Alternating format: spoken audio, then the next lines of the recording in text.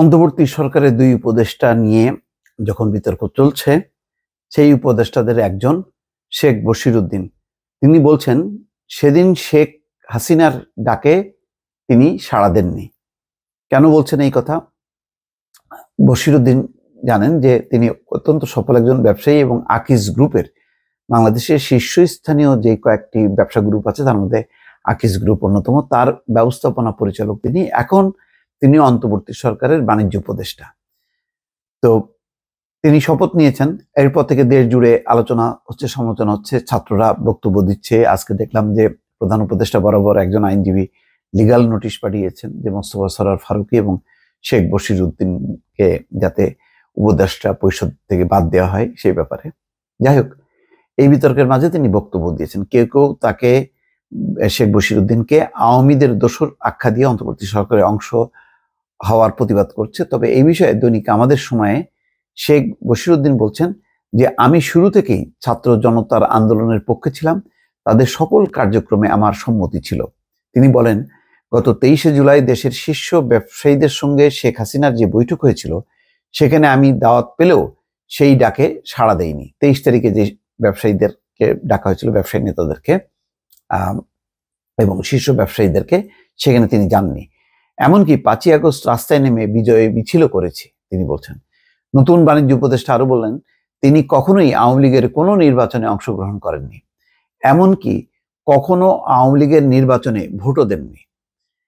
এদিকে শেখ বশিরউদ্দিনের ভাই সাবেক এমপি শেখ আফিলউদ্দিনের সঙ্গে তার সম্পর্ক নিয়ে সোশ্যাল মিডিয়ায় বেশ কিছু বিতর্ক হয়েছে। সেই বিষয়েও নিজের অবস্থান পরিষ্কার করেন উপদেষ্টা। তিনি বলেন, শেখ আফিলউদ্দিন আমার ভাই হলেও আমরা গত 25 বছর ধরে আলাদা এবং দুই মায়ের সন্তান। তবে তাকে আমি বড় ভাই হিসেবে শ্রদ্ধা করি। আমাদের রাজনৈতিক আদর্শ সম্পূর্ণ বিপরীত মতের। কেউ কারো কাজে বা ব্যবসায় আমরা হস্তক্ষেপ করি না, এটা ঠিক। সবার আলাদা আলাদা ব্যবসা। তিনি বলেন ভিন্ন মা হওয়াতে, অর্থাৎ দুই মা আর কি, 1999 সালে পারিবারিকভাবে আমরা আলাদা হই। পরে আফিল ভাই রাজনীতিতে যুক্ত হন। আমরা সবাই দীর্ঘদিন ধরেই আলাদা ব্যবসা পরিচালনা করছি। তিনি মূলত যশোর কেন্দ্রিক ব্যবসা বাণিজ্য পরিচালনা ও রাজনীতি করছেন। আমি সহ পরিবারের অন্য সদস্যরা ঢাকা কেন্দ্রিক। শেখ বশিরউদ্দিন এলাকায় খোঁজ নিয়ে জানা গেছে দেশের শীর্ষস্থানীয় ব্যবসায়ী গ্রুপ আকিজ গ্রুপের প্রতিষ্ঠাতা শেখ আকিজউদ্দিনের 7ম ছেলে হচ্ছে শেখ বশিরউদ্দিন, 7ম ছেলে। তবে 15 সন্তানের মধ্যে 10 ছেলে 5 মেয়ে, 15 জন সন্তান। যে বড় ছেলে শেখ মহিউদ্দিন আদ্দিনের নির্বাহী পরিচালক, শেখ মমিনুদ্দিন, শেখ আফিলউদ্দিন, শেখ আমিনউদ্দিন, আজিজউদ্দিন, নাসিরউদ্দিন, বশিরউদ্দিন, জামালউদ্দিন, জামিলউদ্দিন, জসিমউদ্দিন এবং শামীমউদ্দিন আকিজ শিল্প গ্রুপের ব্যবসা প্রতিষ্ঠান দেখেন। তবে প্রত্যেক ভাইয়ের ব্যবসা আলাদা।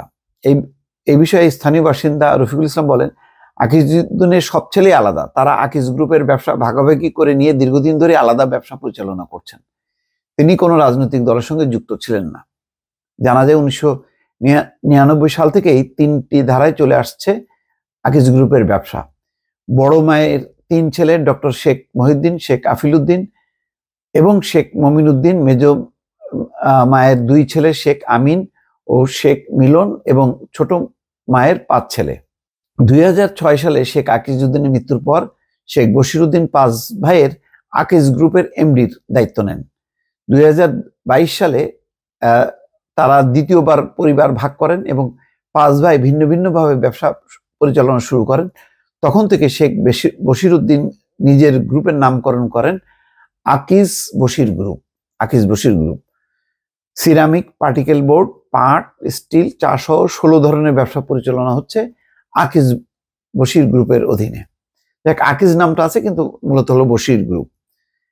তো এখন এই যে আবার বলা হচ্ছে যে হত্যা মামলারও আসামি, মামলার বিবরণে দেখা যাচ্ছে যে 48 নম্বর ক্রমিকে যশোর 1 আসনে শেখ আফিলউদ্দিন এবং 49 নম্বর ক্রমিকে শেখ বশিরউদ্দিন ভূঁইয়াকে আসামি করা হয়েছে। সেখানে উভয়ের বাবার নাম শেখ আকিজউদ্দিন ভূঁইয়া নাম উল্লেখ করা হচ্ছে। আসামির তালিকায় থাকা শেখ বশিরউদ্দিন ভূঁইয়া নামটি আংশিকভাবে মিলে যায় বাণিজ্য উপদেষ্টা শেখ বশিরউদ্দিনের সঙ্গে। এমনকি তার বাবার নামের সঙ্গে আসামির তালিকায় থাকা শেখ বশিরউদ্দিন ভূঁইয়ার বাবার নামেরও আংশিক মিল রয়েছে। এই প্রসঙ্গে শেখ বশিরউদ্দিন বলছেন, আমি খুব ভালো জানি না, আমাদের লিগ্যাল টিম বিষয়টি দেখছে, ওখানে আমার নামের বা বাবার নামের কিছু সঙ্গতি আছে, কিছু অসঙ্গতি আছে, এটা আসলে আমি কি না আমি নিশ্চিত নই, নিশ্চিত হলে লিগালি ফেস করা হবে। যাই হোক, একটা খুবই বিব্রতকর বিষয় দাঁড়িয়েছে। এখন এটা কিভাবে ফেস করবে, এবার এটা মেনে নেবে কিনা বৈষম্য বিরোধী ছাত্র আন্দোলন, যদি না মানে, তারা সম্মত না হন, তাহলে একটা বড় ধরনের ধাক্কা অন্তর্বর্তী সরকারের জন্য। দর্শক ভালো থাকবেন, আল্লাহ হাফেজ।